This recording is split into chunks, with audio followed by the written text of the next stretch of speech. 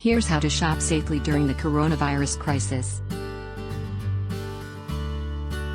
The vast majority of the country is under lockdown right now.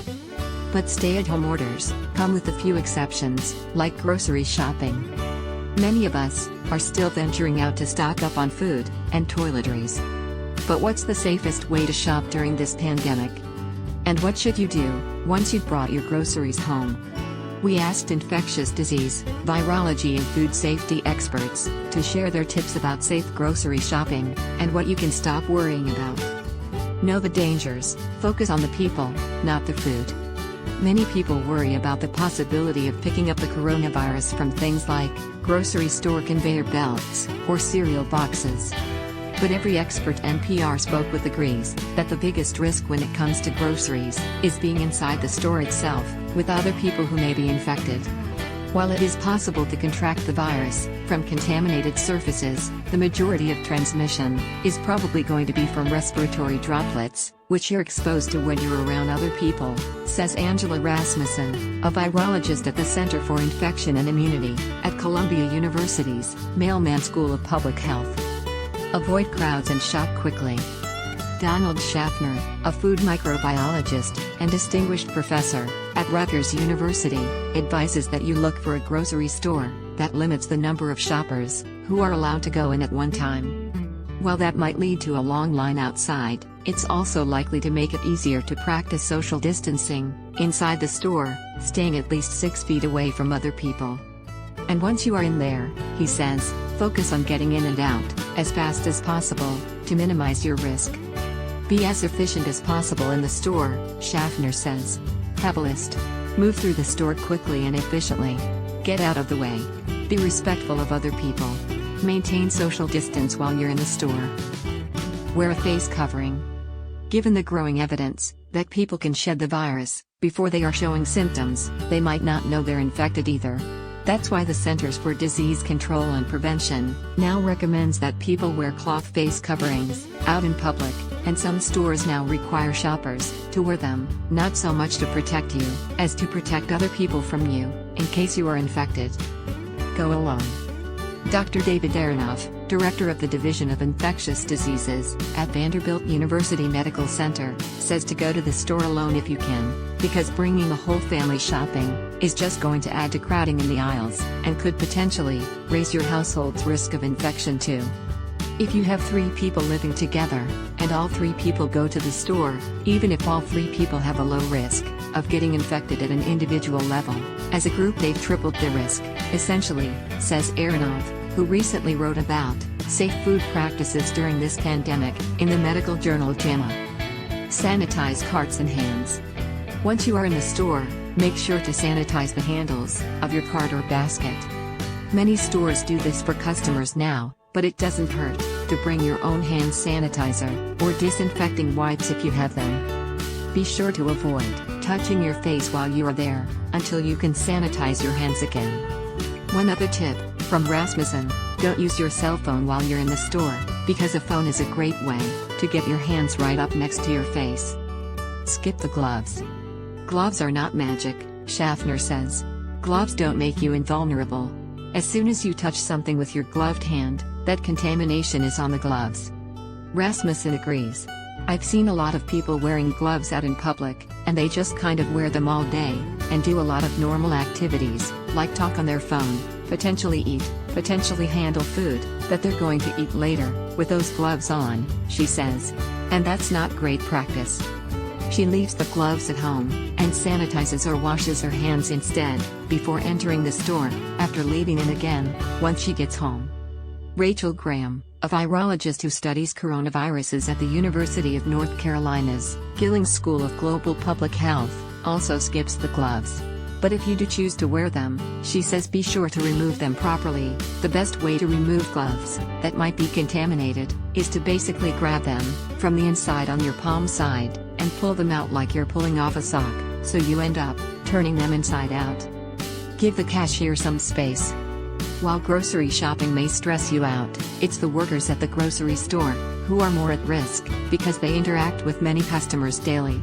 Protect them by making sure you stand 6 feet away, or as far as you can, while checking out. As for whether to use self-checkout or a cashier, look for the option that allows you the most room to maintain social distance. It all depends on how the store is set up. Some checkout counters now have plexiglass between the cashier and the paying customer. In that situation, says Aronov, going to a cashier is fine, especially if one or both of you is wearing a mask or face covering. Choose no-touch payment when you can. If you've got a no-touch option, like Apple Pay or Google Pay, use it.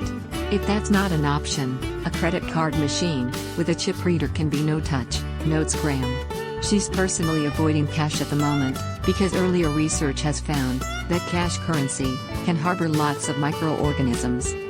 However, Rasmussen notes that we don't know how long this coronavirus survives on cash. And she says that if your credit card transaction requires you to touch a keypad, that's a high-touch surface that could potentially harbor other pathogens, if not the coronavirus.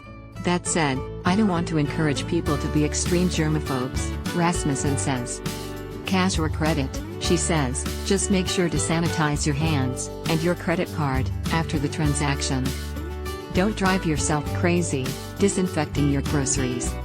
Many shoppers are now following elaborate routines to disinfect their groceries, thanks to a viral video put out by a Michigan family doctor.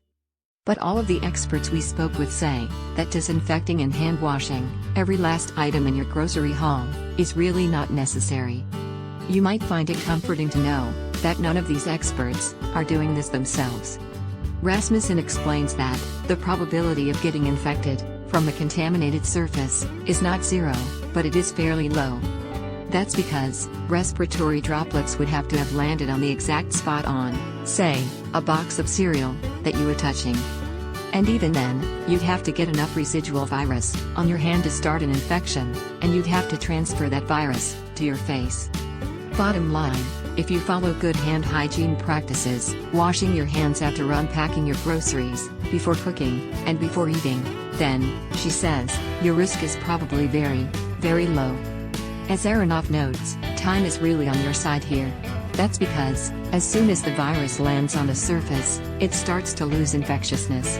After 24 hours, the vast majority of virus is no longer infectious, he says. And after 72 hours, he notes that research has found the virus is trace or undetectable on most surfaces. So if you know that you're not going to use a can of soup for 2 or 3 days, he says, just put it away, wash your hands, and go about your day. And one more thing, make sure to wipe down your countertops after you unpack. If you're still worried, and it's a food that doesn't need to be refrigerated, Graham says just leave it out for 24 hours. If you really want to wash your groceries, don't use disinfecting spray or wipes. If it somehow lessens your anxiety to wipe down every last jar of jelly, there's no harm in that, experts agree. But Graham warns that, if you feel compelled to wipe, it might be wise to stick to soap and water. A lot of the packaging that groceries come in is really not meant to be sprayed with disinfectant, and you could actually end up contaminating your food, she says. Schaffner adds that disinfecting sprays and wipes are meant to be used on hard surfaces, which would not include many of the kinds of plastics or cardboard used for food packaging. Rinse fresh produce in plain water and eat your veggies. Some people are advocating washing produce in soap and water. But Schaffner says that's a bad idea, because it's possible that, if you ingest soap residue, it could lead to diarrhea or vomiting. He says the best thing is just to rinse your produce in cold water. If it's an item with a tough skin, you can use a vegetable brush. And Schaffner says, please don't reduce your consumption of fresh fruit or vegetables. There's just no evidence that these foods can transmit the virus or can cause COVID-19, he says. Plus, he says, produce offers valuable nutrients that are especially important in these stressful times. Should you shower or change clothes after shopping? It depends. I personally don't like to do a full decontamination when I get home from the store, Rasmussen says. I wash my hands. I'm not routinely putting my face and mouth all over my clothing. But, she adds, people with small children might consider otherwise, since kids, especially little kids, are maybe not so concerned about where they put their mouths or their hands. She says it comes back to personal comfort. If you feel more comfortable changing clothes and taking a shower after you come back from an essential errand, then by all means do so, she says. Graham adds that if you live with someone who is at high risk for severe disease with COVID-19, showering and changing might be a reasonable precaution to take. Still anxious? Order online. One simple way to stop worrying about grocery shopping and to practice social distancing is online delivery. You can pay ahead of time online and have the groceries delivered outside your door with no face-to-face contact. Just remember, while you're staying home safe, workers are putting themselves at risk to collect and deliver your food. So be sure to tip generously. As for what to do with unpacking those groceries, experts say the advice is the same as if you'd gone to the store yourself. A word about frozen food. Some of you have asked if freezing food kills the virus. The answer is no. Refrigerating or freezing would actually help the virus survive longer. That's why research labs freeze virus samples to preserve them, as Graham notes.